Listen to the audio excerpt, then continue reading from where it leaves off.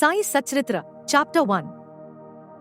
Salutations, the story of grinding wheat and its philosophical significance. According to the ancient and revered custom, Hemadpant begins the work, Sai Satcharitra, with various salutations. First, he makes obeisance to the god Ganesha to remove all obstacles and make the work a success and says that Sri Sai is the god Ganesha.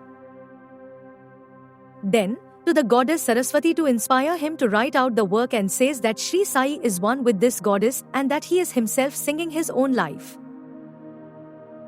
Then, to the gods, Brahma, Vishnu and Shankar, the creating, preserving and destroying deities respectively, and says that Sainath is one with them and he as the great teacher, will carry us across the river of worldly existence.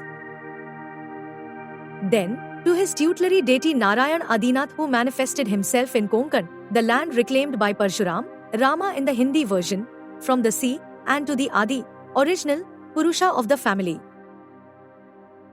Then, to the Bharadvaja Muni, into whose Gotra, clan, he was born, and also to various rishis, Yagyavalakya, Bhrigu, Parshara, Narad, Vedavyas, Sanak, Sanandan, Sanat Kumar, Shuka, Shaunak, Vishwamitra, Vasistha, Valmiki, Vamdeva, Jamini, Vaishampayan, Nava Yogindra etc., and also modern saints such as Nivritti, Gyandev, Sopan, Muktabai, Janardhan, Eknath, Namdev, Tukaram, Kanha, and Narhari etc.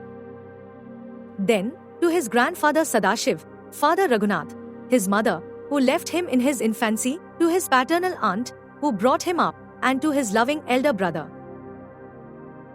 Then, to the readers and praise them to give their whole and undivided attention to his work. And lastly, to his Guru Sri Sainath, an incarnation of Sri Dattatreya, who is his sole refuge and who will make him realize that Brahman is the reality and the world an illusion, and incidentally, to all the beings in whom the Lord God dwells. After describing in brief the various modes of devotion according to Parshara, Vyasa and Shandilya etc., the author goes on to relate the following story. It was sometime after 1910 AD that I went, one fine morning, to the masjid in Shirdi for getting a darshan of Sai Baba. I was wonderstruck to see the following phenomenon. After washing his mouth and face, Sai Baba began to make preparations for grinding wheat. He spread a sack on the floor, and thereon set a handmill. He took some quantity of wheat in a winnowing fan, and then drawing up the sleeves of his kafni, robe, and taking hold of the peg of the handmill, started grinding the wheat by putting a few handfuls of wheat in the upper opening of the mill and rotated it. I thought, what business Baba had with the grinding of wheat, when he possessed nothing and stored nothing, and as he lived on alms. Some people who had come there thought likewise, but none had the courage to ask Baba what he was doing.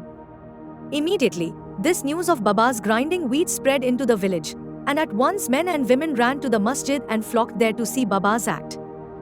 4 bold women, from the crowd, forced their way up and pushing Baba aside, took forcibly the peg or handle into their hands, and, singing Baba's Leelas, started grinding.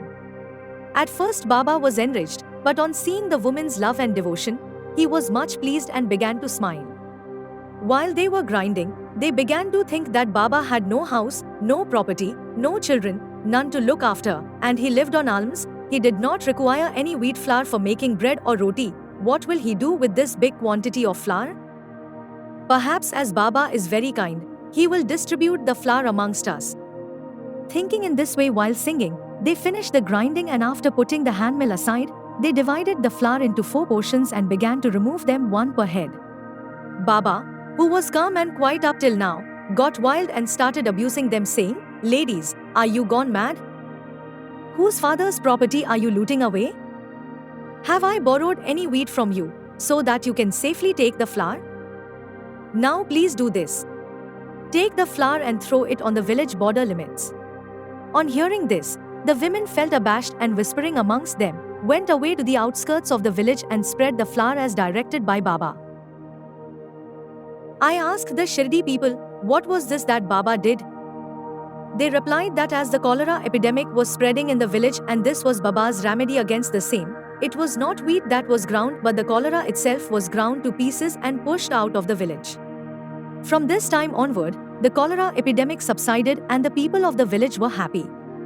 I was much pleased to know all this, but at the same time my curiosity was also aroused. I began to ask myself, what earthly connection was there between wheat flour and cholera? What was the causal relation between the two? And how to reconcile them? The incident seems to be inexplicable. I should write something on this and sing to my heart's content Baba's sweet Leelas. Thinking in this way about this Leela, my heart was filled with joy and I was thus inspired to write Baba's life, the Satcharita.